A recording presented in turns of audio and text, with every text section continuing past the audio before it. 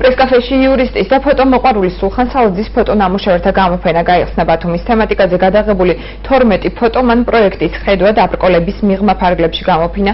აღნიშნულ პროექტს თავისუფალ ჟურნალისტთა სახლი აჭარის განათლების, კულტურისა და სპორტის სამინისტროს ფინანსური მხარდაჭერით ახორციელებს. პროექტი მიზნად ბათუმელი ხელოვანების საზოგადოებისთვის გაცნობას ემსახურება. პროექტის ფარგლებში სულ 7 ფოტოგრაფის ნამუშევრები გამოიჩინება. 1 ოქტომბერს დაწყებული პროექტი 2 თვეს გაგრძელდება, 30 ნოემბერს კი 7-ვე ხელოვანის ნამუშევრთა ერთობლივი გამოფენა გაყიდვა მოეწყობა.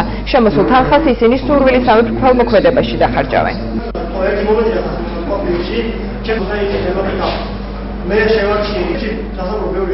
სოციალ-ეკონომიკურ პირობებთან გამომდინარე, უბრალოდ ვერ ახერხებდნენ თვითონ დაებეჭდათ თავის სახსრებულსურათ ფოტოები და მოეხდინათ გამოფენა.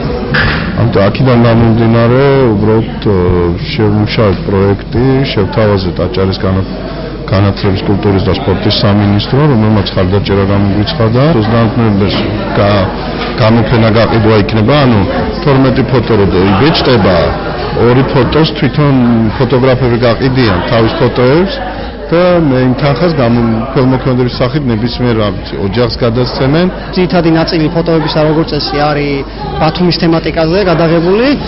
რაც შეეხება ამ ფოტოებს, რომელიც ჩემს მიერ არის გადაღებული და დღეს არის წარმოდგენილი, ძირითადი ნაწილი არის ზღვის პეიზაჟები, ეს არის მეთევზეები, ეს არის სხვა წვიმა და ის მოვლენები, რომელიც მუდმივად ამსდევია ბათუმისთვის და ვფიქრობ, რომ ეს არის ყველა ამ ტიპის გამოფენა, რომელსაც ბათუმელი ფოტოგრაფები აკეთებენ, ვფიქრობ, რომ ეს არის ჩვენი ბათუმელი ფოტოგრაფების თვალით დანახული ქალაქი.